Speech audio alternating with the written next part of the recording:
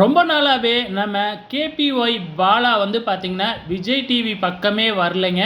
So என்னடா இதுக்கப்புறம் டிவியில இவர பார்க்கவே முடியாதா? அப்படின்னு சொல்லி எல்லாருமே ரொம்பவுமே ஃபீல் பண்ணிக்கிட்டு இருந்த இந்த நேரத்தில, மீண்டும் நம்ம கேபிஒய் பாலா விஜய் டிவிக்கு என்ட்ரி குடுத்துருக்கிறாங்கங்க. ஸோ குக்கு வித்து கோமாளிக்கு வருவாரு அப்படின்னு சொல்லி எல்லாருமே எதிர்பார்த்தோம். ஆனா அவரு அதுக்கு வரலைங்க. மீண்டும் வந்து பார்த்தீங்கன்னா, ஒரு தொகுப்பாளரா தான் வந்து பார்த்தீங்கன்னா, விஜய் டிவிக்கு வந்திருக்கிறாரு. ஆல்ரெடி நான் கூட சொல்லியிருந்தேன். டிக் டிக் டிக் அப்படிங்கிற ஒரு ரியாலிட்டி ஷோ தாங்க அது.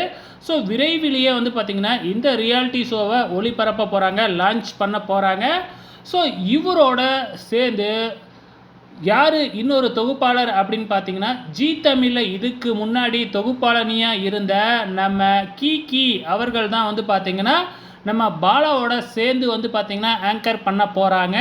ஸோ இவங்க வேற யாரும் இல்ல. நம்ம சாந்தனு பாக்கியராஜ் அவங்களோட மனைவி தாங்க இந்த கீகி. ஸோ இந்த ரியாலிட்டி ஷோ எப்படி போகப்போகுது? என்ன மாதிரியான கான்செப்ட் அப்படிங்கிறத பொறுத்திருந்து பார்க்கலாம்.